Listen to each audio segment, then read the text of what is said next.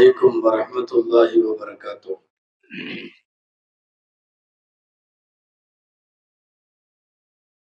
மாறும் உலகில் மாறாத இஸ்லாம் என்றொரு பொதுவான நன்கு சிந்திக்க வேண்டிய உள்வாங்க வேண்டிய அருமையானதொரு தலைப்பு தரப்பட்டிருக்கிறது. துவா செய்வோம். எல்லாம் வல்ல அல்லாஹ் ஜல்ல ஷானுஹு தஆலா பயன் தரும் விஷயங்களை பேசவும் நாம் கேட்கவும் தொடர்ந்து அது குறித்து சிந்திக்கவும் வரும் நாட்களிலே செயலாற்றவும் அல்லாஹ் அருள் புரிவானாக. ஆமீன்.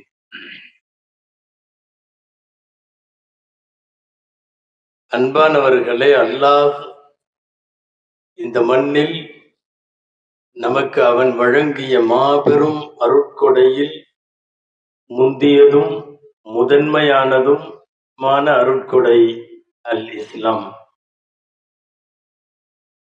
என்ன தவம் செய்தோமோ, யாருடைய துவாவோ, கேட்காமலேயே முஸ்லிம்களாக பிறக்கிற பெரும்பாக்கியத்தை அல்லாஹ் நமக்கெல்லாம் நல்கி இருக்கிறான். யாரோ முன்னோர்களுடைய துவா, என் சந்ததி எல்லாம் முஸ்லிமாக இருக்க வேண்டும், என்னுடைய வம்சம் எல்லாம் இஸ்லாமிய வழியில் வர வேண்டும் என்று எந்த பெரியவர்கள் கேட்டு வைத்தார்களோ, நாமெல்லாம் கேட்காமலேயே முஸ்லிம்கள். இறையருளால் சில பேர் இடையில இஸ்லாத்தை ஏற்கிற பெரும்பாக்கியத்தை பெறுகிறார்கள். நாமெல்லாம் பிறப்பிலே முஸ்லிம்களாக பெரும்பாலான பேர். அல்லாஹ் இந்த மண்ணில் செய்த, இந்த உலகத்தில் நமக்கு செய்த அருட்கொடைகள் ஆயிரம் இருந்தாலும் அவற்றில் எல்லாவற்றையும் விட பெரிய அருட்கொடை இஸ்லாம். அது அல்லாஹ்விடத்தில் அங்கீகரிக்கப்பட்ட மார்க்கம், அவன் தேர்வு செய்த மார்க்கம். அதை பரப்பவும் அதை உலகத்திற்கு கொண்டு போய் சேர்க்கவும் தான் சுமார் 1.25 லட்சம் நபிமார்கள் வந்தார்கள். நிறைய சமயங்கள் உலகத்திலே தோன்றி இருக்கிறது. நாம் யாரையும் குறைபடுத்தி பேசவில்லை, பேச முன்வரவும் இல்லை. ஆனால் இஸ்லாத்தின் நிறைவை சொல்ல வேண்டும். காலப்போக்கிலே நிறைய பேர் தங்களின் கொள்கைகளில் மாற்றம் கண்டார்கள், கோட்பாடுகளை கொஞ்சம் திருத்திக் கொண்டார்கள். கால இடைவெளிகளில் அவர்களுக்கே கூட அந்த கொள்கை பிடிக்காமல் போனது. தோன்றிய காலம் தொட்டு இன்றைக்கு வரையிலும் ஒரே பாட்டையில், ஒரே பாதையில், ஒரே கொள்கை கோட்பாட்டில் இன்றைக்கு வரையும் இருக்கிறது இஸ்லாம் மட்டும்தான். இந்த தலைப்பு அதுதான், மாறும் உலகில் மாறாத இஸ்லாம்.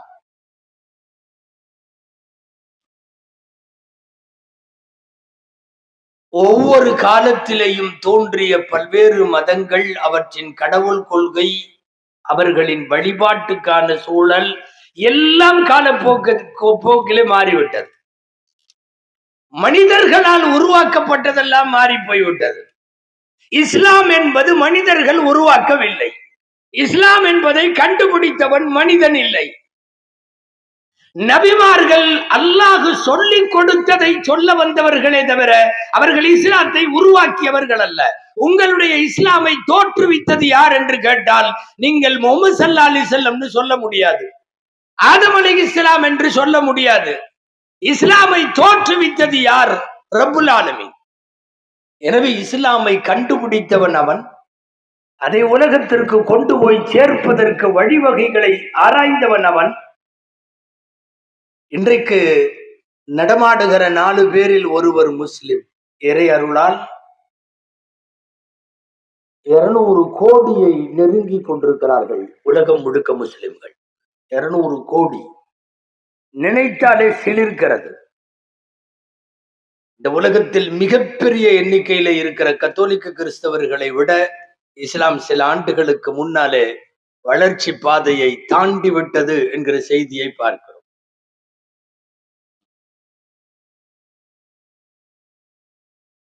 மிகப்பெரிய அவர்களின் திருச்சபையாக கருதப்படுகிற வாடிகன் திருச்சபையில இருந்து வெளியிடப்படக்கூடிய ஃபைனல் இயர் புக்னு ஒண்ணு இருக்கு. கிட்டத்தட்ட ஃபைனல் இயர் புக் என்பது கிறிஸ்தவ சகோதரர்களிடத்தில் அது வேத புத்தகத்தை போல மதிப்பு உள்ளது. திருச்சபையிலிருந்து வெளியிடுவாங்க அந்த புஸ்தகம். அதிலே எழுதியிருக்கிறார்கள் செய்தி. உலகத்தில் இதுவரை முதன்மையாக இருந்த கத்தோலிக்க கிறிஸ்தவர்களை விட இந்த ஆண்டினுடைய கணக்கெடுப்பு பிரகாரம் இஸ்லாமியர்கள் அதை தாண்டி விட்டார்கள். அவர்கள் எதற்கு எழுதினார்களோ என்ன நோக்கமோ நாம் அதற்குள்ளெல்லாம் போக வரவில்லை.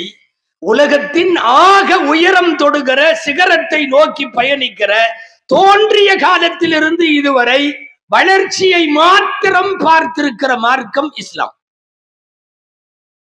அதாவது ஒரு வருஷம் கொஞ்சம் இறங்கணும், அடுத்த வருஷம் கொஞ்சம் ஏறணும், அப்படித்தானே எல்லாமே இருக்கும். ஏற்ற தாழ்வுன்னு சொல்லுவோம்ல, ஏற்ற இறக்கம்னு சொல்லுவோம்ல. கொஞ்சம் டவுன் ஆகணும், அப்புறம் அப்புல மேல கூடணும். ஆனால் ஈராமலை குகையில 40வது வயதில் நபிகளார் கலிமா தௌஹீதை ஏந்தி கொண்டு இறங்கிய நாளிலே இருந்து நீங்களும் நானும் வீற்றிருக்கிற 1446 ஹிஜ்ரியினுடைய பொழுது புலர்ந்திருக்கிற இந்த நேரம் வரைக்கும் ஒரு வருஷம் கூட இறங்கியதாக வரலாறு இல்லை, ஏறிக்கொண்டே இருக்கிற வரலாறு தான். நான் துவக்கத்தில் சொன்னது போல் இதற்கெல்லாம் காரணம் இது மனிதன் கண்டுபிடித்த மார்க்கம் அல்ல. இது போய்கொண்டே இருக்கும், வளர்ச்சியை நோக்கி வேகமாகிக் கொண்டே இருக்கும்.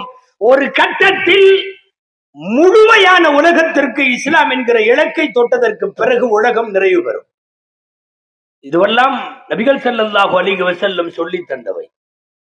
சுருக்கமாய் இன்னல்லாஹ் அஸ்தஃபா லகுமுத்தீன், அல்லாஹ் உங்களுக்கு ஒரு மார்க்கத்தை அவன் தேர்வு செய்தான். குர்ஆன்ல இருக்கு.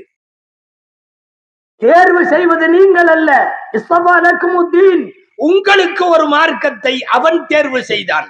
ஃபலா தமூதுன்ன இல்லா வஅன்தும் முஸ்லிமூன், குர்ஆனின் பல இடங்களிலும் வருகிறது. மௌத்தாகிறதா இருந்தாலும் முஸ்லிமா மட்டும்தான் மௌத்தாகணும். அல்லாஹ் ஆமீனாக்குவானாக.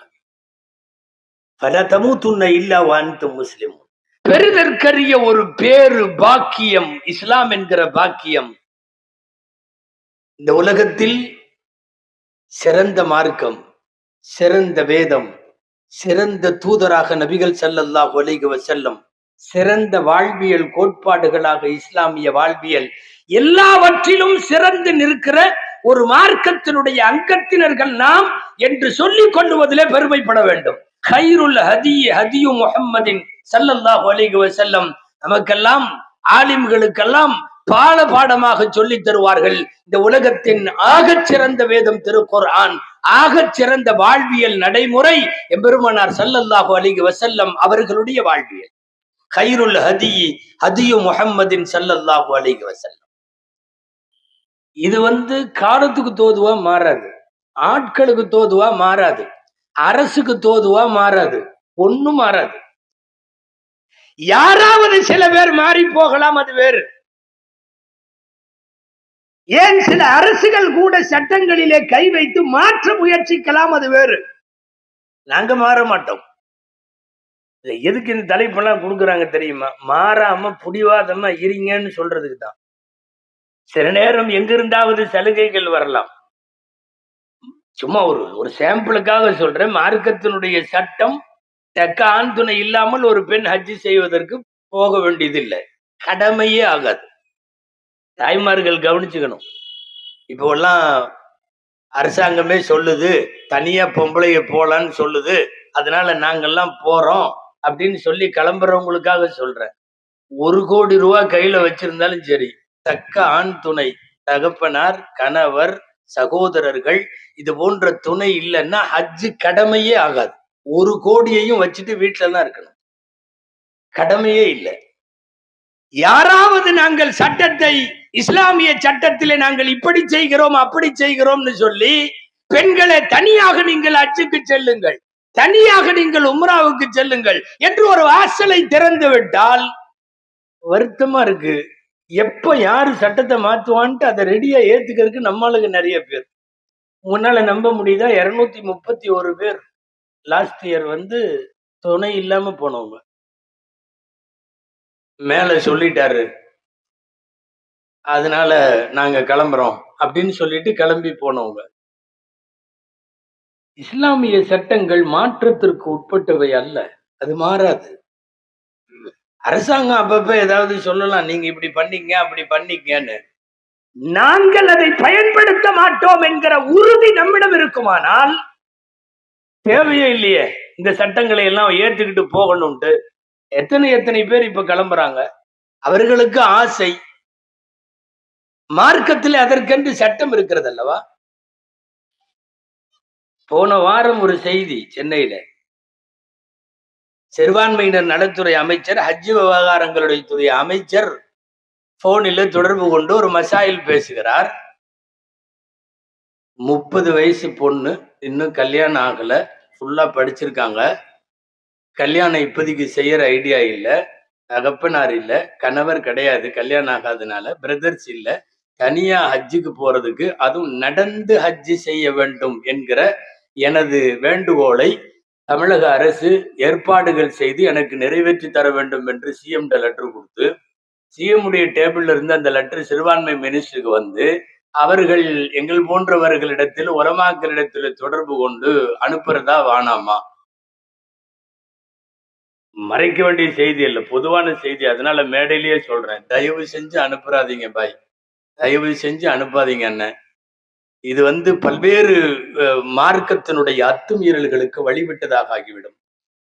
போன் இல்ல, லைன்ல இருக்கிறார், அங்க பெண்ணும் இருக்கிறது. கேரளாவுல போனாங்க அப்படின்னு எங்க பொண்ணு சொல்லுது. மினிஸ்டர் சொல்லுகிறார், கேரளால போனாங்களாம், அது ஆம்பளை தான் போனாங்க, சைக்கிள்ல போனாங்க. திரும்ப அங்கிருந்து பதில் வருது, கொல்கத்தால பெண்மணி போனாங்களாம். ஆமா போனாங்க, அந்த அக்தர் அந்த அவங்க போனாங்க, அவங்க கணவரோட போனாங்க. இந்த பெண்ணை தகப்பனாரோடு போக சொல்லுங்கள், சகோதரர்களோடு போக சொல்லுங்கள். கணவர், சகோதரர் இவங்கெல்லாம் எதுவுமே இல்லாம தன்னந்தனியாக ஒரு பெண், ஒரு பயிற்சி மருத்துவருக்கு ஒரு நைட்ல பாதுகாப்பு இல்லாத ஒரு தேசத்தில், நாடு விட்டு நாடு, கண்டம் விட்டு கண்டம் கால்நடையாக ஹஜ்ஜுக்கு போவதற்கு அனுமதி வேண்டும் என்றால், சரி எங்கேயோ நீங்க அரசியலுக்குள்ள அஜித்து போயிட்டாருன்னு நினைக்க வேண்டாம். நான் விஷயத்துக்கு வர்றேன்.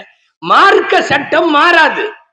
அரசாங்கங்கள் சலுகைகளை தந்தாலும் அந்த சலுகைகள் மார்க்க சட்டத்தை மாற்றுகிற விதத்தில் இருக்குமானால் அச்சலுகையை ஏற்க நாங்கள் தயாராக இல்லை என்பதுதான். நாம் முன் வந்தால் தானே நீங்களும் நானும் மௌத்தாகலாம், நம்முடைய வம்சம் தொடரலாம், பாரம்பரியம் தொடர்ந்து வரலாம். கியாமத்து வரைக்கும் இஸ்லாமிய சட்டங்கள் மாறவே கூடாது. சொல்ல போனால் இஸ்லாம் நம்முடைய கண்ணியம், இஸ்லாம் நம்முடைய அடையாளம், இஸ்லாம் நம்முடைய பாரம்பரிய பெருமை, இஸ்லாம் நம்முடைய இரத்தத்துக்குள்ள இருக்கிற மரபு. உமர் ரலியல்லாஹு அன்ஹு பைத்துல் முகத்தஸ வெற்றி கொண்டு, உங்களுக்கெல்லாம் தெரியும், கேட்டிருப்பீங்க வரலாறு. சாவி வாங்க போறப்போ ட்ரெஸ் எல்லாம் கொஞ்சம் மோசமா இருந்தது, கிழிஞ்சிருந்தது. கூட இருக்கிற ஒரு சாலிம் ரலியல்லாஹு அன்ஹு, பக்கத்துல இருந்தவங்க அபு உபைதா ரலியல்லாஹு அன்ஹு, இவங்க எல்லாம் சொன்னாங்க, கொஞ்சம் ட்ரெஸ் எல்லாம் நல்ல ட்ரெஸ்ஸா போட்டு, கொஞ்சம் அங்க இருக்கிற கிறிஸ்தவர்கள், அங்க இருக்கிற ஜெருசலத்துல இருக்கக்கூடிய பெரியவர்கள், அரசு அதிகாரிகள், இவங்களுக்கு முன்னாடி கொஞ்சம் நல்லா ஒரு ஒரு ஒரு கெட்டப்ல, ஒரு கெத்துல அப்படி போலாமல்ல, இந்த கிழிஞ்சு போன கந்தலான ட்ரெஸ்ஸை போட்டு போனா நம்மள ஒரு மாதிரி கொஞ்சம் மட்டமா பார்ப்பாங்கல்ல, நீங்க கொஞ்சம் மாத்திக்கலான்னு சொல்லப்போ அவங்க சொன்ன வார்த்தை, இன்னல்லாஹ தஆலா அஅஸ்ஸனா பில் இஸ்லாம், அல்லாஹ் இஸ்லாம் என்கிற ஒரு கண்ணியத்தை எனக்கு தந்திருக்கிறார். அது வெறுமனே ட்ரெஸ்ல அல்ல, தலை முடியில அல்ல, போடுற செருப்புல அல்ல, அணிகிற வாட்சில அணிகலன்கள்ல இல்ல. இஸ்லாம் என்பது என் உள்ளத்தில இருக்கிற அல்லாஹ் வழங்கி இருக்கிற கண்ணியம். இதை விட்டு போட்டு ட்ரெஸ்ஸ மாத்திக்கோ, இதை மாத்திக்கோ, அதை மாத்தி,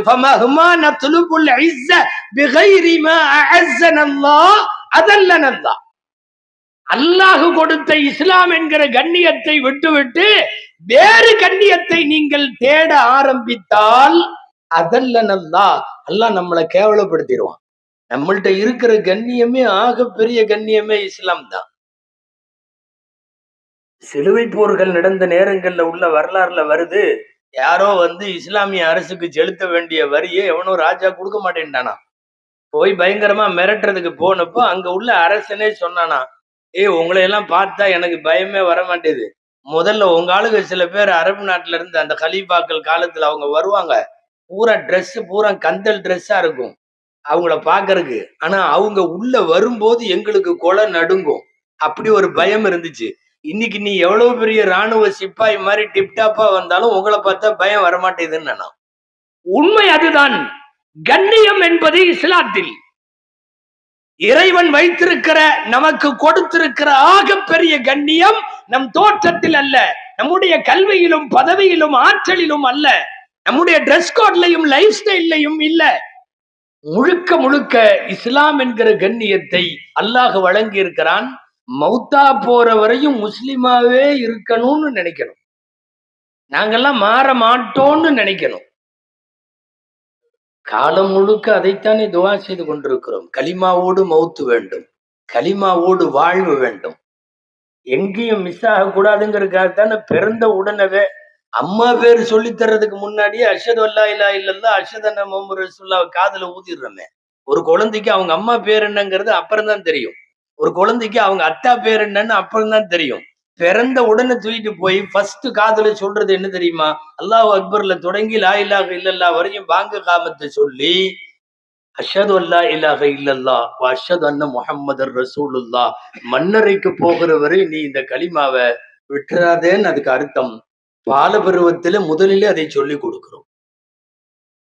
அன்பிற்குரியவர்களே, எல்லாமே மாறிக்கொண்டிருக்கக்கூடிய உலகத்தில் மாறாதது இஸ்லாம் அப்படின்னு தலைப்பு கொடுத்திருக்கிறதே எதுக்கு தெரியுமா? நம்மள நிறைய பேர் அப்பப்ப மாறுறோங்கிறத சொல்றதுக்காக தான். வெறுமனே இஸ்லாமிய சிறப்புகளை சொல்ல மட்டுமல்ல இந்த தலைப்பு என்று நான் புரிகிறேன். நம்மள நிறைய மாறிடுச்சு. தாய்மார்கள்லாம் நிறைய வந்திருக்காங்க. அவங்களுடைய டிரெஸ்கள்ல மாத்தம், அவங்க பேச்சு மாத்தம், அவங்களுடைய நடவடிக்கை மாத்தம், அவங்களுடைய ஆன்லைன் தொடர்புகள்ல பெரிய வீழ்ச்சி, ஏராளமான மாற்றங்கள். ஷரியத்தை இஸ்லாமியாவுக்கு மாற்றமாக நாம் நடக்க மாட்டோம் என்கிற உறுதி நமக்கு வருகிற போதுதான் அது இந்த மார்க்கத்திற்கு நாம் செய்கிற கடமை. அது கடமை. அது எவன் என்ன சொல்லி கொடுத்தாலும் நாம செய்ய ஆரம்பிச்சிடறோம். யாரு என்ன சொன்னாலும் சரி, இன்னைக்கு இப்படி பண்ணணும், நாங்களும் பண்றோம். இந்த மாசத்துல இதை பண்ணணும், நாங்களும் பண்றோம். இப்படி உடுத்தினா நல்லா இருக்கும்னு எவனோ உடுத்தி ஏதோ ஒரு ட்ரெஸ் ஆரம்பிச்சு வைப்பான். முதல்ல நம்ம வீடுகளுக்குள்ளதான் அது வரும். அப்படி பூந்ததெல்லாம் நிறைய இன்னைக்கு அது சொல்லிக்கிட்டே போகலாம். இன்னைக்கு இருக்கிற நம்முடைய கொண்டாட்டங்கள், நம்முடைய செலிப்ரேஷன்ஸ், வெட்டிங் டே, பர்த்டே, என்ன இளவெல்லாமோ எல்லாமே கொண்டாடிட்டு தான் இருக்கிறோம். இப்ப நம்ம எல்லாம் இதெல்லாம் எங்கிருந்தா அது வருதுன்னு நினைக்கிறீங்க? ஒரு ஹதீஸ்ல வருது, இந்த யூத நசராக்கள் என்னவெல்லாம் செய்யறானோ அதையெல்லாம் நீங்களும் செய்றீங்க, அவன் போய் ஒரு உடும்பு பொந்துக்குள்ள பூந்தானா நீங்களும் போய் பூந்துக்குவீங்க அப்படின்னு ரசூலுல்லாஹ் சொல்றாங்க. அவங்க போய் உடும்பு பொந்துக்குள்ள பூந்தா நீங்களும் பூந்துருவீங்க அவங்கன்னு சொன்னாங்க. கலுவமன் ஹும் யா ரசூலல்லாஹ், யார் அவங்கன்னு கேட்டாங்க. அஹுமுல் யஹூது வன் நஸாரா, அவங்க யூத நசராக்களா அப்படின்னு கேட்டாங்க. கேட்டவங்கள ஃபமன் ஹும், ரசூலுல்லாஹ் கேட்டாங்க, பின்ன வேற யாரு? என்னவெல்லாம் மேற்குலகத்தில கண்டுபிடித்து அனுப்புவானோ அதுவெல்லாம் இங்க வந்து விட்டது. அவன் கண்டுபிடித்து வெளியில பரப்பி விட்ட குட்டப்பாவாடைகள் இன்னைக்கு இங்க வந்துருச்சா இல்லையா? அவனுடைய கல்ச்சராக இருக்கக்கூடிய ஸ்லீவ்லெஸ் டிரெஸ்கள் இன்னைக்கு இங்க வந்துருச்சா இல்லையா? அவன் பரப்பி விட்ட ஹேர் கட்டிங் எல்லாம் இன்னைக்கு இங்க வந்துருச்சா இல்லையா? அவனுடைய இடத்திலே மாத்திரம் இருந்த பியூட்டி பார்லர்கள்லாம் இன்னைக்கு இங்க தெருவுக்கு தெருவு வந்துருச்சா இல்லையா? யாரோ உருவாக்கியதை இஸ்லாமியர்கள் உள்வாங்க வேண்டிய அவசியம் இல்லையே. இல்ல, நாம இங்க இருக்கிறவங்களை கேட்கிறோம், உங்களுடைய தகப்பனாரோ தாயாரோ வெட்டிங் டே கொண்டாடி பார்த்திருக்கீங்களா? இல்ல. ஏன்னா அவங்களுக்கு எல்லாம் உறுதியா இருந்துச்சு, நான் தான் புருஷன், நீ தான் பொண்டாட்டின்னு. இன்னைக்கு ஏதோ அதுல சந்தேகம் வந்திருக்கிற மாதிரி தெரியுது. பின்ன வேற என்னங்க? வெட்டிங் டேனா என்ன அர்த்தம்? அந்த அன்னைக்கு மட்டும் ஒரு பிரியாணி போட்டு, இந்த பாரு கன்ஃபார்ம் பண்ணிக்கலாம், நான் புருஷன், நீ பொண்டாட்டி, நம்ம 2 பேரும். இது அப்படி லேசு மாசம் ஆரம்பிச்சது. இப்ப அது ஒரு செலிப்ரேஷனே மாதிரி. ஹசரத் மத்தியானம் சாப்பாட்டுக்கு வந்துருங்க. ஏங்க என்ன விஷயம்? எங்க வெட்டிங் டே. இல்ல, இது யாரு உருவாக்குனா? எங்க இருக்கு? நம்ம ஷரியத்துல எங்காவது உண்டா? அப்ப மாறாத இஸ்லாம்னு இப்படி மாறு தட்டிட்டு நிக்கிறோமே, இதுக்கு என்ன அர்த்தம்? அதான் எல்லாம் மாறுதே. நீங்க மாத்திக்கிட்டே இருக்கிறீங்களே. உங்களுடைய லைஃப் ஸ்டைல மார்க்கம் சொன்ன அமைப்பில் இல்லாமல் மாற்று பாதையில் நீங்கள் பயணித்தால் மாறுதுன்னு அர்த்தம். மாறாதது என்கிற அழகிய பெயரை கெடுக்கிற வேலை அல்லவா இது? அசல்ல இதெல்லாம் இந்த வெஸ்டர்ன் கண்ட்ரீஸ்ல அவன் அதிகபட்சமா ஒரு மனைவி கூட 4-5 வருஷம் வாழ்ந்தாவே பெருசு. அதுக்கு மேல அவனும் வாழ மாட்டான், அந்த அம்மாவும் இருக்கிறதுக்கு விரும்பாது. 2 பேரும் ஜாலியா காபி ஷாப்ல உட்காந்து பேசிக்குவாங்க, வர்ற 1ஆம் தேதியோட முடிச்சுக்கலாமான்னு. என்னமோ வீடு குடி போலாமா, ஊருக்கு போலாமான்னு பேசிக்கிற மாதிரி. நெக்ஸ்ட் மந்த்ல நம்ம பிரிஞ்சிருவோமா அப்படின்னு பேசுவாங்க. அவனும் சந்தோஷமா சரின்றான், இந்த அம்மாவும் சந்தோஷமா சரின்றான். அப்போ அவங்க எல்லாம் வாழ போறதே ஒரு 4-5 வருஷம் தான் வைங்களேன், ஒரு மேரிட் லைஃப்ல. அதனால அவங்க ஒரு வெட்டிங் டே செலிப்ரேஷன் வச்சு வெற்றிகரமான 3வது வருஷம் அப்படின்னா அடுத்த வருஷம் முடியுதுன்னு அர்த்தம். அவன் வெட்டிங் டே கொண்டாடலாம், என்ன மொத்தமாவே 4-5 வருஷம் தானே. நீ இங்க திருமணம் 1000 காலத்து பயிர், இங்க 60ஆம் கல்யாணம் கொண்டாடிட்டு இருக்கிறோம் நம்ம எல்லாம். இந்த நாட்டுல நிறைய பேர், இந்த மண்ணுடைய மரபுல அது இருக்கிறது. 60ஆம் கல்யாணம் எல்லாம் இருக்கு. இங்க காலம் பூரா ஒரு கணவன் மனைவியாக கபருக்கு போற வரை வாழ்றோம். இங்க நமக்கு எதுக்கு வெட்டிங் டே? அதுக்கு இப்ப சாப்பாடு, அதுக்கு எது? நீங்க போன வெட்டிங் டேக்கு எனக்கு ஒண்ணுமே வாங்கி தரல, அது என்னமோ பெரிய விசாரணை மாதிரி வருது. இப்போ அதுக்கு ஏதாவது எடுக்கிறது வைக்கிறது, இது இப்படியே போகுது. யார் உருவாக்கிய கலாச்சாரம்? இத கூட கொஞ்சம் பேசலாம் போல் இருக்கு. ஏன்னா இன்னும் பாதி பேத்துட்டு தான் வந்திருக்கு, பாதி பேத்துட்டு வரல. வெட்டிங் டே எல்லாம், பர்த்டே எல்லாம் வந்துருச்சு, பயங்கரமா வந்துருச்சு. எல்லா குடும்பத்திலயும் ஃபர்து வாஜிப் ரேஞ்சில் இருக்கு. அவன் துபாயில இருந்து பெறப்பட்டு வர்றான். என்னன்னா, பேத்திக்கு பர்த்டே வருது வர்ற 20ஆம் தேதி, அதுக்காக வேண்டி நாங்க ஃபேமிலியோட வர்றோங்கிறான். எங்கிருந்தோ வர்றான். அவன் எங்கேயா இருந்தாலும் அங்கேயே ஒரு நோன்பு வச்சு ஒரு 10 மாசம் அவருக்கு சாப்பாடு கொடுத்து எல்லாம் அந்த குழந்தைக்கு ஆயுஷ போட்டு கொடுன்னு துவா செய்யறத விட்டுட்டு இங்க பர்த்டேன்னு வர்றான். அதுக்கு ஒரு கேக் கொண்டாடி, அதுக்கு மெழுகுவர்த்தி பத்த வச்சு அன்னைக்கு ஒரு செலிப்ரேஷன் பண்ணி ஃபேமிலியே எல்லாரும்.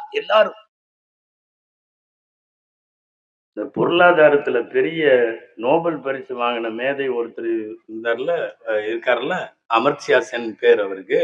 அந்த அமர்த்தியா சென்ட்ட இந்திய பொருளாதாரத்தினுடைய வீழ்ச்சி குறித்து பேட்டி கண்டப்ப அவர் சொன்னது, இந்தியால இருக்கிற இந்த பண்டிகை கொண்டாட்டம் செலிப்ரேஷன் எல்லாம் ஒழிஞ்சா 5 இந்தியாவுக்கு தேவையான நிதி அவங்கள்ட்டயே இருக்குதுன்னு. 5 இந்தியாவுக்கு தேவையான காசு பண்ண நம்மள்ட்டயே இருக்குதான். எல்லாம் எதுல நாசமாகுது தெரியுமா? கொண்டாட்டங்களில் செலவாகிறது. சொல்றது நோபல் பரிசு பெற்ற பெரிய பொருளாதார மேதை. இல்ல, இந்த கல்ச்சர் எங்கிருந்து வந்தது? இதுவெல்லாம் இஸ்லாத்துல எங்காவது அப்படி ஒரு கேக் வெட்டுற மாதிரி எல்லாம் இருக்கா? இப்போ எல்லாம் தாத்தாவெல்லாம் கேக் வெட்டுது கபருக்கு போற நிலைமையில. அல்லாஹ் அக்பர்.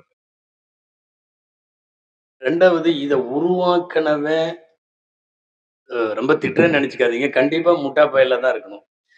ஒரு கேக்கு வச்சு 10 மெழுகுவர்த்தி எல்லாம் பத்த வச்சு எல்லா மெழுகுவர்த்தியும் ஃபர்ஸ்டே எரிய விட்டுருவான். எரிய விட்டுட்டு இப்பதான் கேக்கு வெட்டுவாங்க. அது சுத்தி அந்த ஹாப்பி பர்த்டே அந்த ஊதுவான், ஒரு ஊது, எல்லா மெழுகுவர்த்தியும் அணைஞ்சு போயிடும். அணைஞ்சதுக்கு அப்புறம் தான் வெட்டுவான். கொஞ்சமாவது மண்டையில யோசிக்கணும். எரியாத விளக்கை எரிய வச்சுட்டு கேக்கு வெட்டினா பரவாயில்ல. இவன் என்ன பண்றான் தெரியுமா? எரியிற விளக்க பூரா அணைச்சிருவான். அணைச்சு முடிச்சுட்டு ஹாப்பி பர்த்டே. அது வெஸ்டர்ன் கல்ச்சருக்கு அது பொருந்தும். காரணம் என்ன தெரியுமா? அதுக்கு என்ன அர்த்தம் தெரியுமா? 10 பேர் வாழ்க்கையில விளக்க அணைச்சாவது நீ மேல வந்துரு. நீ என்ன பண்ணு? நீ மேல வந்துரு. 10 பேர் ஒளிஞ்சாலும் பரவாயில்ல. அது அங்க இருக்கிறவன் அமெரிக்காவுக்கு பொருந்தும். ஒரு ஈராக்க ஊதி அணைச்சு, ஒரு ஆப்கான ஊதி அணைச்சு, ஒரு இந்த நாடுகளை எல்லாம் ஊதி அணைச்சு, எல்லாத்தையும் அணைச்சு நீ மேல வந்துருன்ற அர்த்தம். அந்த கல்ச்சருக்கும் இங்க இருக்கிற கல்ச்சருக்கும் என்ன சம்பந்தம்? எதுக்கு இந்த டே? இப்போ எல்லாம் ஜும்மால கூட அஜர்த்து வேர்டை எல்லாம் கொண்டாடாதீங்கன்னு அஜர்த்து கூட பேச முடியாது. பேசினா சாயந்தரமே முத்தவள்ளி கூப்பிட்டு விடுறாரு, நீங்க பயான் பேச வேண்டியது தானே, நீங்க ஏன் இதை பயானுன்னா என்னன்னே முதல்ல தெரிய மாட்டேங்குது. பயான் பேச வேண்டியதுதானே, நீங்க ஏன் இதை பேசுறீங்க? மாற்றார்களினுடைய கலாச்சாரம் உள்ளே இஸ்லாத்தினுடைய வாழ்வியலில் மாற்றத்தை கொண்டு வருமானால் மாறாத இஸ்லாம் என்கிற பெயரை நாமே கெடுக்கிறோம், நாமே இடிக்கிறோம்னு அர்த்தம். இந்த மாதிரி உள்ள நம்மளை பார்த்து தான் குர்ஆனுடைய ஒரு வார்த்தை இப்படி சொல்லுகிறது, உத்ஹுலு ஃபிஸ்ஸில்மி காஃபா, தயவு செய்து மரியாதையா முழுசா உள்ளவா. அப்படி ஒரு கால் இப்படி ஒரு கால். தொழுதுட்டு வெளியே வரும்போது தொப்பியை மடிச்சு கழட்டி ஜோப்புல வச்சாருன்னா அவர் வேற ஆளா மாறிடுறார், வேற ஆளு. அங்க பள்ளிவாசலுக்குள்ள வந்துட்டா வேற ஆளு.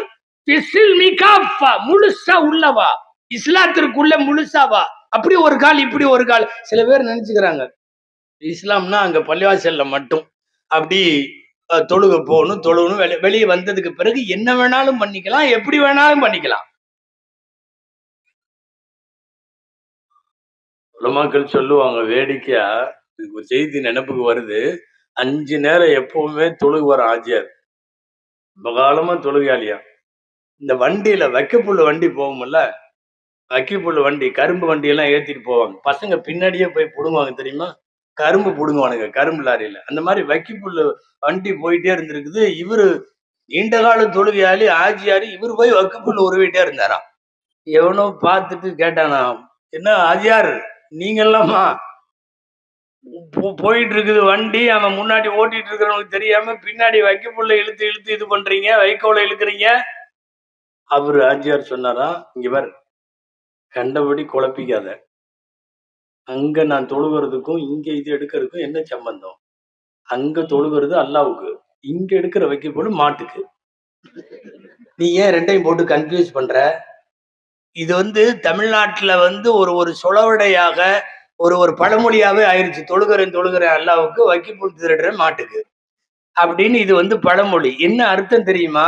நான் அங்க இருக்கிறப்போ நான் முஸ்லிம், நான் இஸ்லாம், எனக்கு தொப்பி தாடி தொழுகையாளி ஹாஜி முத்தவள்ளி எல்லா பேரும் உண்டு. அடிக்கடி முத்தவள்ளிங்கிற, இங்கேயாவது முத்தவள்ளி கோச்சுக்கு போறாங்க. அங்க நான் வெளியே போயிட்டா நான் வைக்கப்புல் திருடுவேன், நான் அதை பண்ணுவேன் இதை பண்ணுவேன், என்ன வேணாலும் பண்ணுவேன். இதற்கு பெயர் அல்ல இஸ்லாம். முழுசா உள்ளவான்னு கூப்பிடுறான்.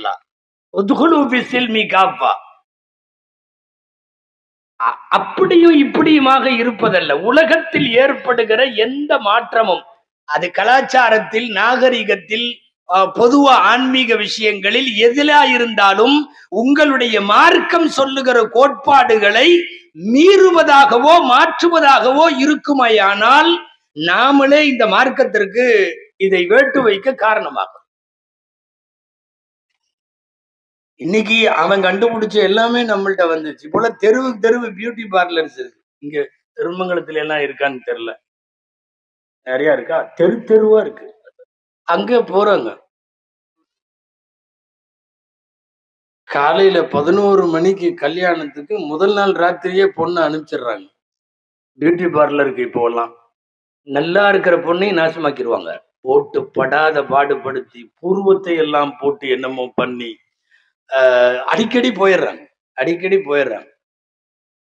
யாரோ ஒருத்தர் அன்னைக்கு வேடிக்கையா இதுல எழுதியிருந்தார், முகநூல்லதான் எழுதியிருந்தார்.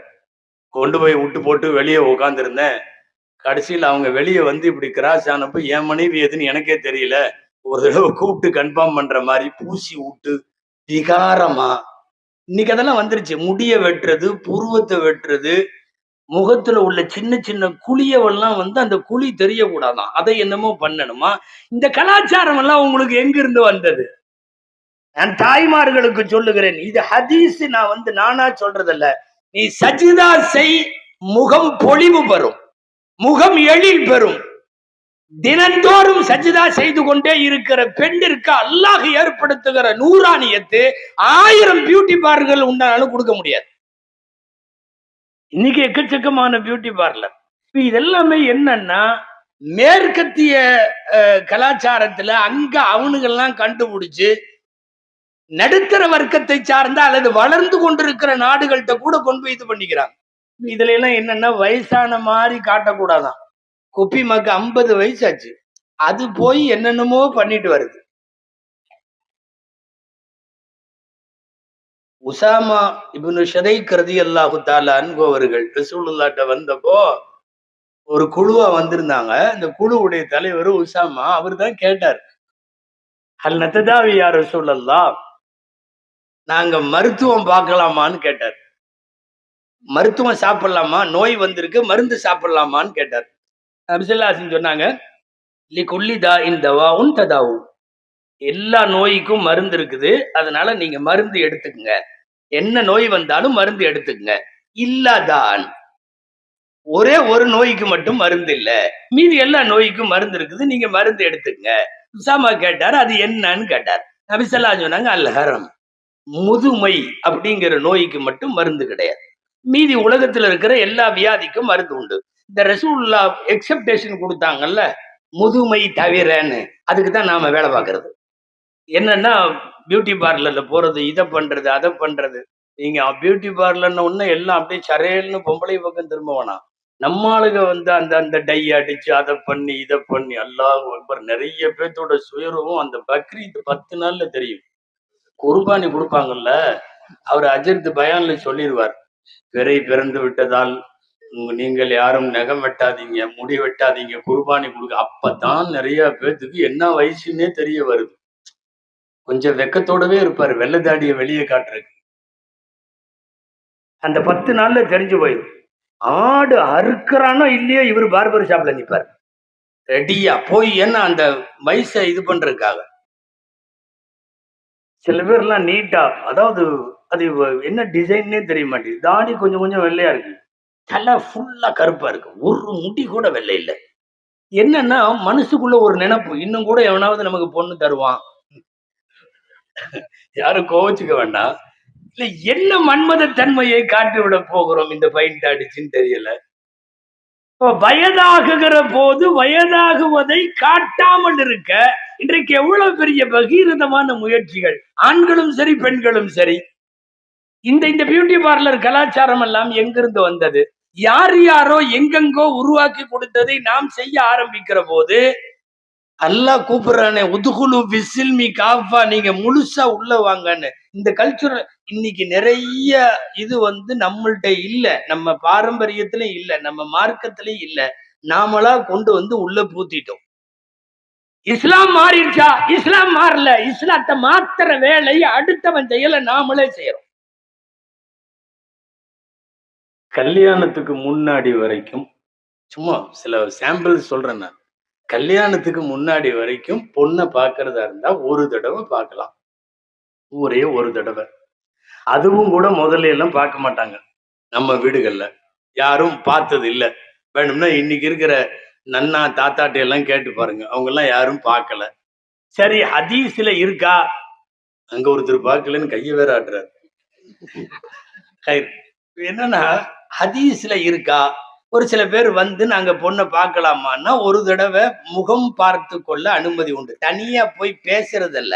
சில பேர் அப்படி புரிஞ்சுக்கிறான், என்னன்னு பொண்ணும் நானும் கொஞ்சம் தனியா கொஞ்சம் பேசிக்கிறோம், டிஸ்கஸ்க்கெல்லாம் இங்க வேலை இல்லை. அந்த ஃபிக்ஹ் சட்டத்துல அந்த ஹதீஸ்ல எப்படி இருக்கு தெரியுமா? முகம் பார்க்கலாம், அப்படி மாப்பிள்ளை பெண்ணை முகம் பார்க்க ஒரு பெண்ணை காட்டுகிற போது மகரமானவன் பக்கத்துல இருக்கணும், அதாவது அத்தா பக்கத்துல உட்கார்ந்து இருக்கணும், அண்ணன் பக்கத்துல இருக்கணும். யாராவது அந்த மகரமான சொந்தங்கள் அருகில் இருக்க பெண்ணினுடைய முகத்தை பார்த்து கொள்ள அனுமதி உண்டு என்று சொல்லி இருக்கிற அழகான இஸ்லாமிய சட்டம். இன்னைக்கு உள்ள நிலைமை என்ன தெரியுமா? கல்யாணத்துக்கு முன்னாடியே 2 பேரும் ஷாப்பிங் போறாங்க. உண்டா இல்லையா? ஷாப்பிங் போறாங்க. பத்திரிக்கையே 2 பேரும் ஒன்னா போயிட்டா செலக்ட் பண்ணுதுங்க. அதான் நிச்சயம் பண்ணியாச்சு, அந்த புள்ளைக்கு அந்த பையன் ஆகி போச்சு, அந்த பையனுக்கு அந்த புள்ளன்னு ஆகி போச்சு, இனி என்னன்னு சொல்லி நாங்க 2 ஊடும் சேர்ந்து அனுப்பிச்சு விடுறோம். 2 ஊடும் சேர்ந்து 2 பேரும் போயிட்டு வாங்கன்னு சொல்லி ஷாப்பிங் அனுப்புகிற இந்த கல்ச்சர் இந்த மண்ணில் இருந்துச்சா? இந்த மார்க்கத்துல இருந்துச்சா? இங்க இல்லையே. நம்ம வீடுகள்லயே 10-20 வருஷத்துக்கு 10-15 வருஷத்துக்கு முன்னாடி வரைக்கும் கூட இல்லையே. இன்றைக்கு இருக்கிற தலைமுறையினர் இஸ்லாமிய சட்டங்களை அதனுடைய தனித்துவத்தை பாதுகாக்காமல் கலந்து விட்ட மாதிரி அதனுடைய பெயரை கெடுக்கிற வேலைகளிலே இறங்குவதுதான் இந்த மாதிரி எல்லாம் முன்னாடியே ஷாப்பிங் கிளம்புறது. நான் இனி கல்யாணத்துக்குள்ள நடக்கிறதுக்கெல்லாம் உள்ள பூந்தனா ஃபஜ்ர் வரையும் பேசணும். ஆமா, எனக்கு ஒரு டைம் சொல்லியிருக்காங்க, இன்ஷா அல்லாஹ் அந்த டைம்ல நான் முடிச்சிருவேன். அது என்ன டைம்னு உங்களுக்கு சொல்ல மாட்டேன், ஏன்னா வாட்சை பார்த்துக்கிட்டே இருப்பீங்க. அன்பிற்குரியவர்களே, இதெல்லாம் எங்கு எங்க உள்ள கலாச்சாரம்? மார்க்கத்தை மாற்றுகிற அளவுக்கோ அல்லது மார்க்கம் கொச்சைப்படுகிற கேவலப்படுகிற அளவுக்கோ இஸ்லாமிய சட்டங்களை நாமளா மாத்தக்கூடாது. நிறைய இன்னைக்கு மாறிடுச்சு. கல்யாண மண்டபத்துல அல்லாஹு அக்பர். உங்க ஊர் கல்யாணம் எல்லாம் இது சின்ன ஊரா இருக்கிறதுனால நல்லா நடக்கும்னு நினைக்கிறேன். நான் பெருநகரங்களிலே நடக்கிற கல்யாணத்தை சொல்றேன். சென்னை போன்ற இடங்கள்ல அன்னைக்கு ஒரு கல்யாணத்துல பொண்ணை பல்லாக்குல வச்சு தூக்கிட்டு வர்றான். ஏங்க, பல்லாக்குல வச்சுங்க 4 பேர் மாப்பிள்ளை மேடையில இருக்காரு, 4 பேர் தூக்கிட்டு வர்றான். சந்தாக்குல வர்ற மாதிரியே இருக்கு. நிஜமா அது ஒரு வண்டி பாட, அதுக்கு ஒரே மாதிரி யூனிஃபார்ம் போட்ட 4 பேர் தூக்குறான். என்ன சந்தாக்குல நேர்ந்து கலந்து எல்லாரும் தூக்குவாங்க, இங்க அப்படி இல்ல, ஒரே மாதிரி யூனிஃபார்ம் போட்டு 4 பேர் இத மேல உட்கார்த்தர வச்சிருக்காங்க. இது என்ன பொண்ணா இல்ல மையத்தா? சொல்லுங்க பாப்போம். இப்போ எல்லாம் உங்களுக்கு பேஸ்புக் வாட்ஸ்அப்ல அதிகமா இருக்கிறதுனால உங்களுக்கு நல்லா தெரியும். பரவலா கல்யாணங்கள்ல டான்ஸ் ஆட ஆரம்பிச்சிருக்காங்க. மாப்பிள்ளை பொண்ணு சமயத்துல சம்மந்தம் சம்மந்தி மாமன் மச்சான் எல்லாம் சேர்ந்து ஆடுறான். இது என்ன கல்யாணம் நடத்துறானுங்கன்னு தெரியல. கிராமத்துல உள்ள கரகாட்டம் பரவாயில்லைங்கிற மாதிரி போயிட்டு இருக்குது சில இஸ்லாமிய திருமணங்கள். நான் கேக்குறேன், மாறாத இஸ்லாம் எங்களுது அப்படி இப்படின்னு நாம வெளியில காலரை தூக்கி விடுறதெல்லாம் அப்ப மேடைக்கு மட்டும்தானவா? எங்க இஸ்லாம் இதுவரை மாறவில்லை. என்ன மாறவில்லை? நீ தான் எல்லாத்தையும் மாத்தி வச்சிருக்கிய. இஸ்லாமிய திருமணம் 4 எல்லா கிதாப்லயும் இருக்கு. 4 விஷயத்துக்கு பேர் இஸ்லாமிய திருமணம். என்ன? மகர் கொடுக்கணும், ஈஜாப் கட்டி கொடுக்கிறேன்னு தகப்பனார் சொல்லுவார். என் மகளை கபில் தூ நான் ஏற்றுக்கொண்டேன்னு அவரு சொல்லுவார். மாப்பிள்ள ஒரு வலிமா, சாப்டர் க்ளோஸ். 4 தான் இஸ்லாமிய கல்யாணம். மகர் 1, திருமணம் செய்து கொடுக்கிற ஈஜாப் 1, ஏற்றுக்கொண்டேன்னு அவர் சொல்ற கபூல் 1, சின்னதா ஒரு வலிமா முடிஞ்சு. இந்த 4ல 400 கொண்டு வந்து உள்ள விட்டுருக்கே. இதெல்லாம் என்ன? மாறாத இஸ்லாம் என்று சொல்லுவது வெட்கமாக இல்லை? நிறைய இப்படி காலப்போக்கில் எப்படி டான்ஸ் ஆடுதுவோ வாட்ஸ்அப்லயோ பேஸ்புக்லயோ வரும்போது, மோசமான விடுங்க இப்படி ஆடுறாளுகளே அப்படின்னு எல்லாம் பேசுறதுங்க. அவங்க கல்யாணத்துல அதுகளும் லேசா ஆடிக்குதுங்க. இது என்ன எங்க போய் முடியும்னு தெரியல. அதான் நான் சொல்றேன், திருமணங்களுக்குள்ளே நடைபெறுகிற அத்துமீறல்கள், இஸ்லாமிய கோட்பாடுகளை உடைக்கிற வேலைய எவ்வளவு தூரம் நடக்குதுன்னா அவ்வளவு பேச வேண்டியது வரும். இஸ்லாம் மாறவில்லை. இஸ்லாத்தினுடைய பெயரை வைத்துக் கொண்டிருக்கிற நாம் காலப்போக்கில் கொஞ்சம் கொஞ்சமாக அந்த மாற்றத்திற்கு நாமே காரணமாக. ஒரு ஹதீஸ்ல இப்படி வருது, அவன் தீனை இடிக்கிறான்னு வருது. மார்க்கத்தில் இல்லாத விஷயத்தை கொண்டு வந்து மார்க்கத்தினுடைய பெயரை கெடுக்கிறவன் அவன் இஸ்லாத்தை இடிக்கிறான் அப்படின்னு வருது. உலகம் மாறட்டுங்க, உலகம் மாறட்டும், நாம மாற வேண்டாம். இங்க சில சட்டம் இருக்கு, கியாமத்து வரை அதுதான் சட்டம். நீங்க என்ன சொன்னாலும் சரி. நாய் நஜீஸானது, நாயினுடைய எச்சில் நஜீஸ். நாய் வாய் வைத்த பாத்திரத்தை இப்படி எல்லாம் கழுகணும்.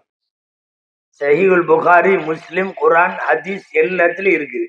உலகம் வேற மாதிரி மாறிக்கிட்டே வருது. எல்லா பெட்லயும் நாய் படுத்து தூங்குது.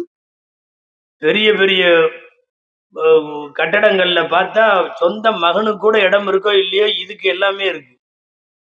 அதுக்கு தனியா சோப்பு, அதுக்கு தனியா சீப்பு, அதுக்கு ஷாம்பு, அதை என்னென்னலாம் பராமரிக்கிறாங்க. டாக்னு சொல்லக்கூடாதான். என்னடான்னா அது ஹியூமன் கம்பேனியன் சொல்லணுமா. மனிதர்களின் கூட்டாளி, மனிதர்களின் கூட்டாளி அது. அவர் நம்ம ஃப்ரெண்டுன்னு சொல்றோம்ல, அந்த மாதிரி அதை கம்பெனி கொடுக்குமா நமக்கு, அப்படிதான் சொல்லணும். நீங்க நாயின்னு சொல்லக்கூடாது தரக்குறைவா. கொடுமை என்ன தெரியுமா? இதுவும் அங்க இருந்தான். பிரிட்டன்ல நிறைய பேரு தனக்கு பின்னாடி தன்னோட நாய்க்கு செலவழிக்கிறதுக்குன்னு சொத்து எழுதி வச்சுட்டு போறான். முதல்ல நாய் சாகுமா இவன் சாகுமான்னே தெரியாது, அவன் எழுதி வைக்கிறான். என்னன்னு, நான் போனதற்கு பிறகு என்னுடைய நாய்க்கு இவெல்லாம் செலவழிக்கணும் அப்படின்னு எழுதி வச்சுட்டு போறான். இன்னைக்கு என்னங்கிறீங்க, அதுக்கு தனியா மெடிக்கல், அதுக்கு தனியா ஆஸ்பத்திரி, அதுக்கு தனியா டாக்டர், அதுக்கு தனியா நர்ஸு. அப்பா பயங்கர. உலகம் எப்படியோ மாறட்டும், உங்களுடைய மார்க்கத்தினுடைய பார்வை என்ன? இது நஜீஸ். இது இப்படித்தான், எங்களுடைய சட்டம் இப்படித்தான். அது முற்றுற விஷயத்துல, அது வாய் வைக்கிற விஷயத்துல, அதனுடைய எச்சில் விஷயத்துல இப்படித்தான். உலகம் மாறிக்கொண்டே போகுது. காலையில பார்த்தோம்னா எல்லா வீதியிலையும் அதை கையில கூட்டிக்கிட்டே தான் நடக்கிறாங்க. பொண்டாட்டி தனியா வரும், அது யாரு கையும் பிடிக்கிறது இல்ல. இவன் இந்த நாயை கூட்டிக்கிட்டே அலன்னு அலைவான் எல்லா பக்கமும். இந்த ஊர்ல எல்லாம் கூட்டிட்டு அதிகமா போறாங்களான்னு தெரியல. நான் இப்போ சென்னையில சொல்றேன். அவ்வளவும் கூட்டிக்கிட்டே போறாங்க பயங்கரமா. இன்னைக்கு அது அந்த ஆனா இடையில ஒரு சத்தம் வருது. என்னன்னா, ஜமாத்தா 10-12 நாய் சேர்ந்து ஒருத்தனை போட்டு தள்ளிடுது. அப்ப மட்டும் கத்துறானுவோ, ஒழிக்க வேண்டும், ஒழிக்க வேண்டும். இது இது இது ஆனா இடையில ஒரு சத்தம் வருது. என்னன்னா, ஜமாத்தா 10-12 நாய் சேர்ந்து ஒருத்தனை போட்டு தள்ளிடுது. அப்ப மட்டும் கத்துறானுவோ, ஒழிக்க வேண்டும், ஒழிக்க வேண்டும். இது இது இது எங்கள்கிட்ட ஏற்கனவே இருக்குதே. எங்க கிதாபுல, எங்க குரான்ல, எங்க ஹதீஸ்ல அது இருக்குதே. நீ திடீர்னு ஒரு 10-12 பேர் குழுவா சேர்ந்து போட்டு தள்ள உன்ன ஒழிக்க வேண்டும், ஒழிக்க வேண்டும்னு பேசுறான். அது வீடுகள்ல ஜம்முன்னு வளருது. அதுக்கு அது அதோட டாக்டர்கள்ட்ட வந்து அதுக்கு உடம்பு சரியில்லைன்னு கூட்டிட்டு வர்ற இந்த அம்மாமார்கள் சில பேர் வருவாங்க. அல்லாஹ் அக்பர், அப்படி அழுகுதுங்க. ஒரு பெட் மெடிக்கல்ல ஒரு அந்த நாய்களுக்கெல்லாம் உள்ள பொருள் விற்கிற இடத்துல பக்கத்துல நின்னா ரொம்ப நேரம் அது என்னமோ சொல்லுதுன்னு நினைச்சு கவனிச்சுட்டு இருந்தா அந்த லேடி அந்த கணக்காட்ட சொல்லுது, சாப்பிடவே மாட்டேங்கிறான், சொன்னா கேட்கவே மாட்டேங்கிறான், அட்டம் பிடிக்கிறான் அப்படின்னு. பெத்த பிள்ளைதான் சொல்லிட்டு இருக்குன்னு பார்த்தா கடைசியில ஜிம்மிங்குது. ஜிம்மியா? ஜிம்மி சாப்பிடவே மாட்டேங்கிறான், ஜிம்மி. ஒரு நாள் கூட பையனுக்கு இப்படி எல்லாம் அது டாக்டர் வந்த மாதிரி தெரியல. அன்பிற்குரியவர்களை, காலம் மாறலாம். உலகம் வந்து நாய் நரி நண்டு என்னத்தை வேணாலும் பண்ணலாம். மார்க்கத்திற்கு ஒரு பார்வை இருக்கிறது.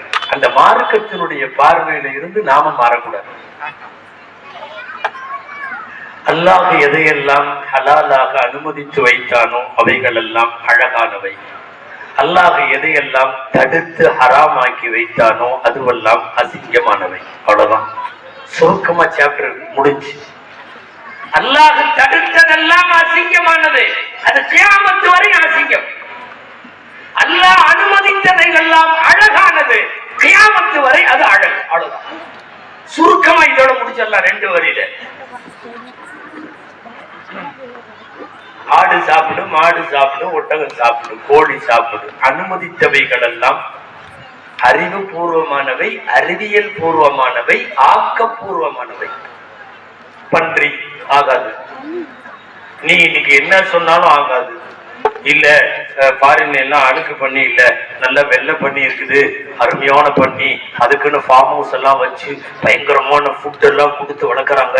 அப்படி பார்த்தாவே படப்படன்னு கண்ணாடி மாதிரி இருக்கும். நீ எப்படி வேணாலும் சொல்லிக்கோ, ஹராம் ஹராம் தான். இவர் வந்து வக்காலத்து வாங்கி பேசுவார். அதுக்கு இல்ல இல்ல, நீங்க நம்ம ஊர் பன்னிகளை எல்லாம் பார்த்துட்டு ஏதோ சொல்றீங்க போல் இருக்கு, இங்க இருக்கிறதா கால்வா ஓரத்துல கிடக்கும், கண்டதை எல்லாம் சாப்பிடும், கண்டதை எல்லாம் இது பண்ணும், பாக்குறதுக்கே அசிங்கமா இருக்கும். அதெல்லாம் இல்ல, இது ஃபாரின்ல வளர்க்கறது பயங்கரமா இருக்கும், அப்படி இப்படின்னு எந்த வக்காலத்தும் தேவையில்லை. கியாமத்து வரை அது ஹராம். அவ்வளவுதான். ஒட்டகம் உண்ணு என்று சொல்லுகிறான், பன்றி வேண்டாம் என்று சொல்லுகிறான். இந்த வேண்டும் வேண்டாததற்கும் இடையில இருக்கிற வேறுபாடு நம்மை விட ரப்புக்கு நன்றாக தெரியும். ஒன்றை அனுமதித்தவன் ஒன்றை தடை விதிக்கிறான். இதுல உள்ள அழகு என்ன என்று அவனுக்கு தெரியும், அதில உள்ள அசிங்கம் என்னவென்று அவனுக்கு தெரியும். சில நேரம் நம்மளுக்கு ஏதாவது 1-2 தெரியும், தெரியாமையும் போகும், ஏன்னே புரியாது. ஒட்டகம், ஒரு ஒட்டகம் இன்னொரு ஒட்டகத்தோடு சேருவதை நீங்க யாரும் பார்க்க முடியாது. பார்க்கிற மாதிரி அது வச்சுக்காது. ஒரு ஒட்டகம் தன் இனத்தோடு இன்னொரு ஒட்டகத்தோடு சேர்றத பார்க்கறதுக்கு அவ்வளவு சீக்கிரம் யாராலையும் முடியாது, வச்சுக்காது. யாரும் இல்லாதப்பதான் இது பண்ணும். யாராவது ஒருவன் பார்த்துட்டா யாரையும் அடிக்கிறதுக்கெல்லாம் ஒட்டகம் துரத்தாது, ஆனா பார்த்தவனை மட்டும் துரத்தும், அடிக்கிறதுக்கு துரத்தும். இது ஒட்டகத்தினுடைய இயற்கை. எந்த அளவுக்கு ஆச்சரியமாக எழுதுகிறார்கள் தெரியுமா கிதாபுகள்ல? துரத்திக்கிட்டே போகும், ஒண்ணு அவனை அடிச்சிரும், அவனை அடிக்க முடியலன்னா இது செத்துரும், எங்காவது விடுத்துரும். இந்த ஒட்டகத்தினுடைய நடைமுறை. உலகத்தில் படைக்கப்பட்ட பிராணிகளில் உச்சகட்ட வெட்கம் நிறைந்தது. தன் இனத்தோடு அடுத்தவர் பார்க்கிற போது எந்த சல்லாபமும் சலனமும் வைத்துக் கொள்ளக் கூடாது என்று நினைக்கும். இந்த இடத்துல நீங்க பன்றியை யோசிச்சு பார்க்கணும். பன்றிட்ட ஒரு பழக்கம் இருக்கிறது, நான் விரிவா சொல்ல விரும்பல, உங்களுக்கு எல்லாம் தெரியும். தன் இனத்தை தன் குடும்பத்தை அடுத்தவர்களிடத்திலே கூட்டி தரும் இல்லையா? இதை ஹராம் என்று சொல்லுபவன் அதை ஹலால் என்று சொல்லுகிறான். அந்த இறைச்சி சாப்பிடு என்கிறான், இதை சாப்பிடாது என்கிறான். ஒன்றில இருக்கிற அழகு என்ன அல்லாஹ்வுக்கு தெரியும், இதுல இருக்கிற அசிங்கம் என்ன அல்லாஹ்வுக்கு தெரியும். அதனால நான் பேசிட்டு இருக்கிறது என்னன்னா, இஸ்லாம் அழகாக இருக்கிறது, அதன் கொள்கை கோட்பாடு அழகாக இருக்கிறது. தயவு செய்து எவனோ வந்து இதையெல்லாம் செய்கன்னு சொல்லி கொடுக்கிற பேர்ல நாம சில அசிங்கங்களை உண்டாக்கி மார்க்கத்தினுடைய மாண்பை கெடுத்து விட வேண்டாம் என்று சொல்லுகிறேன். அவ்வளவுதான். ஊரும் உலகமும் எப்படி வேணாலும் போயிட்டு இருக்கும். நம்மளால முடிஞ்ச வரைக்கும் நாம் வாழுகிற ஸல்லல்லாஹு அலைஹி வஸல்லம் சொன்னதை நாங்கள் பின்பற்றி வாழுவோம். அவ்வளவுதான். நாங்க பாட்டுல எங்க உட்கார்ந்தாலும் சாப்பிட்டு முடிச்சுட்டு விரலை சூப்பி சாப்பிடுவோம். நம்ம ஆளுகளே சில பேர் அசிங்கமா நினைக்கிறாங்க, இங்க வந்து உட்கார்ந்துகிட்டு விரலை சூப்பிக்கிட்டு அப்படிங்கிறான். விரலை சூப்பி அதனுடைய உமிழ்நீரின் மூலம் தேவைப்படுகிற ஜீரண சக்தி கிடைக்கும் என்பது இன்றைக்கு அறிவியல், அன்றைக்கு ரசூலுல்லாஹ்வின் ஆன்மீகம். உனக்கு பிடிக்கலன்னா போயிரு, நீ சாப்பிட்ட தட்டே வேற யாரோ சாப்பிட்ட மாதிரி இருக்கும். அங்க பாதிய வச்சுக்கிட்டு கை காலில் பூரா அப்பிக்கிட்டு அலம்பிக்கிட்டு எது நாகரிகம்னே தெரியலையே. ரசூலுல்லாஹ் சொன்ன எல்லாவற்றையும் செய்வதற்கு பெயர், குர்ஆன் சொன்ன எல்லாவற்றையும் வெறும் ஒழுகி நடப்பதற்கு பெயர் இஸ்லாம். நாம அதையெல்லாம் மாற்றிக்கிறது அல்ல. ரசூலுல்லாஹ்வை பின்பற்றுபவர்கள் அவங்க இப்படிதான் இருப்பாங்க. நீங்க என்ன சொன்னாலும் மாற மாட்டாங்க. உலகமே கிளீன் ஷேவுக்கு மாறினாலும் பெருமான் ஸல்லல்லாஹு அலைஹி வஸல்லம் தாடி வைப்பாங்க, நாங்க வைப்போம். அவ்வளவுதான். நீ போயிட்டே இரு, நீ பிடிச்சா வை, பிடிக்கலன்னா விட்டுரு, அவ்வளவுதான். உலகம் தோதுவாக நான் என்னையும் மாற்றிக் கொள்ளுவேன் என்பதற்கு பெயர் அல்ல. மார்க்கத்திலே உள்ளதற்கு தோதுவாக நான் என்னை வளைத்துக் கொள்ளுவேன் என்று சொன்னால் அதுதான் இஸ்லாம். எந்த காலத்திலேயும் அந்த இஸ்லாத்தை பொறுத்தவரை அது தன்னுடைய கொள்கைகள்ல மாறாது. அரசு அவ்வப்போ நிறைய இது மாத்திக்க, அதை மாத்திக்க, அதை மாத்திக்கன்னு எல்லாம் நிறைய சொன்ன, நாம மாற மாட்டோம், தெளிவாக இருப்போம். ஏன்னா மனிதர்கள் உருவாக்குகிற உங்களின் சட்டம் எல்லாம் உங்க வீட்டுல ஏதாவது நடந்தா, உங்க தெருவுல ஏதாவது நடந்தா, உங்க மகளால ஏதாவது நடந்தா, ஐயோ அப்பான்னு பதறிட்டு நீ புதுசா சட்டம் கொண்டு வருவ. பாதிக்கப்படுகிற போது நீ சட்டம் கொண்டு வர்ற. நாங்க எந்த பாதிப்பும் வர்றதுக்கு முன்னாடியே அல்லாவா சொன்ன சட்டங்களுக்கு பேர் தான் இஸ்லாமிய சட்டங்கள். டெல்லியில ஓடும் பேருந்துல ஒரு நிர்பயான ஒரு பெண்மணி கூட்டு கற்பழிப்புக்கு பலாத்காரத்திற்கு அவள் ஆளாக்கப்பட்ட போது பார்லிமெண்ட்ல பேசினதுல சுமார் 300 பேர் சொன்னது என்ன தெரியுமா? அவனுங்களை எல்லாம் மரண தண்டனை கொடுக்கணும். இதை நாங்க 1400 வருஷமா சொல்லிட்டு இருக்கோம்.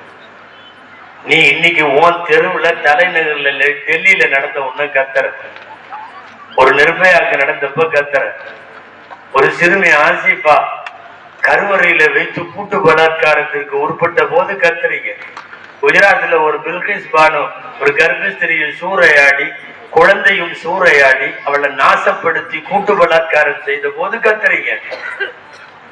இன்றைக்கு ஒரு மேற்கு வங்கத்தினுடைய பயிற்சி மருத்துவர் சுமார் 10 பேர்களால் பகிஷ்கரிக்கப்பட்டு பலாத்காரம் செய்யப்பட்டிருக்கிற போது நாடு கத்துகிறது. எல்லா நேரங்களிலும் நம் வீட்டில், நம் தெருவில், நம் மஹல்லாவில், நம் நாட்டில் நடக்கிற போது மாத்திரம் குரல் கொடுப்பது மனித சமுதாயம். ரப்புல் ஆலமீன் அவன் உலகத்தை தோற்றுவித்து இஸ்லாமை அருளுகிற போதே இந்த சட்டத்தை எல்லாம் கொடுத்து விட்டான். ஒரு தடவை திருடிட்டா இப்படி போட்டு அவன் கையை வெட்டணுமா அப்படின்னு அந்த ஓரத்தில் நின்று 2 பேரும் பேசிட்டு இருப்பான். நான் ஒண்ணு இல்ல, ஒரு சாம்பிளுக்கு சொல்றேன். ஒருத்தர் 30 வருஷமா மகளை கட்டி கொடுக்கறதுக்காக சம்பாரிச்சு கொஞ்சம் கொஞ்சமா காசு சேர்த்து வச்சு அவர் வீட்டுல பிள்ளைய கட்டி கொடுக்கறதுக்கு ஒரு 20-25 பவுன் வச்சிருக்காரு. அதை தவிர 10 பைசா கூட அவர்கிட்ட இல்லை. அந்த நகையை ஒரு நைட்ல வந்து ஒருத்தர் திருடிட்டு போயிடுறான்ல, அந்த வீட்டுக்குள்ள உள்ள அந்த தகப்பன்ட்டையும் அந்த கல்யாணம் பண்ணிக்க போற பொண்ணுட்டையும் இந்த எடுத்துட்டு போனவனை என்ன செய்யறதுன்னு கேளுங்க. அவங்க என்ன சொல்றாங்கன்னு பார்க்கலாம். கண்டிப்பா வெட்டணும் வரவு, கையவனா இல்ல, ஆணைய வெட்டணும் வர. பாதிக்கப்பட்டவனின் வீட்டிலே இருந்து ஒரு சட்டம் சொல்ல வேண்டும். தெருவில் நிற்கிறவன் சட்டம் சொல்லக்கூடாது.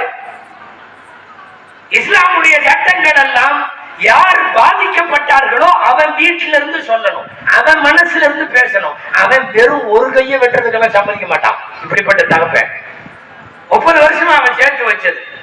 இனி ஒண்ணு அந்த புள்ள தற்கொலைக்கு போகணும், இல்ல அந்த குடும்பமே தற்கொலை செய்யணும், இல்ல நெருக்கடியாகி வெளியே நிக்கணும், அல்லது சமூக விரோதத்துக்கு போகணும். ஒரு குடும்பத்தையே நாசமாக்கின ஒரு திருட்டுக்கு தண்டனை அவங்கள்ட்ட கேளுங்க, என்ன தண்டனை. இது தலைப்புக்குள்ள போனால் நெறிந்து கொண்டே போய்விடும். அன்பிற்குரியவர்களே, இஸ்லாம் மாறல. இஸ்லாமிய சட்டங்கள் அழகானது, அற்புதமாக அல்லாஹ் நமக்கு அமைத்து தந்திருக்கிறான்.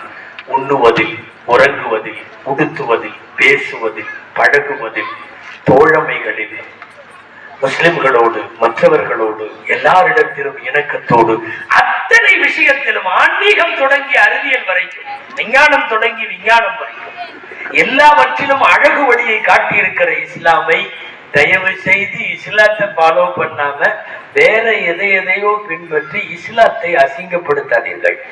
மாறும் உலகில் மாறாத இஸ்லாம் என்றால் அது இஸ்லாமியர்களிடம் முதலில் மாறாமல் இருக்க வேண்டும். ரப்பு அதை கியாமத்து வரை கொண்டு செல்லுவது அவன் பொறுப்பு, அவன் பார்த்து கொள்ளுவான். எல்லாம் வல்ல அல்லாஹ்விடத்தில் துஆ செய்வோம். அல்லாஹ் ஜல்ல ஷானஹு தஆலா உலகம் எப்படி மாறினாலும், உலகத்தின் காட்சிகளும் கோலங்களும் எப்படி மாறினாலும், கால மாற்றத்தில் நாகரிகமும் கலாச்சாரமும் எப்படி சிதைந்தாலும், முஸ்லிம்கள் தங்கள் உயிரினும் மேலாக இஸ்லாத்தை மதித்து இஸ்லாமிய சட்டங்களை பின்பற்றி வாழும் நல்ல தௌஃபீகை அல்லாஹ் அனைத்து உலக முஸ்லிம்களுக்கும் நசீபாக்கி அருள்வானாக. ஜஸாக்குமுல்லாஹு கைரல் ஜஸா வ ஆகிரு தஅவானா அனில் ஹம்துலில்லாஹி ரப்பில் ஆலமீன்.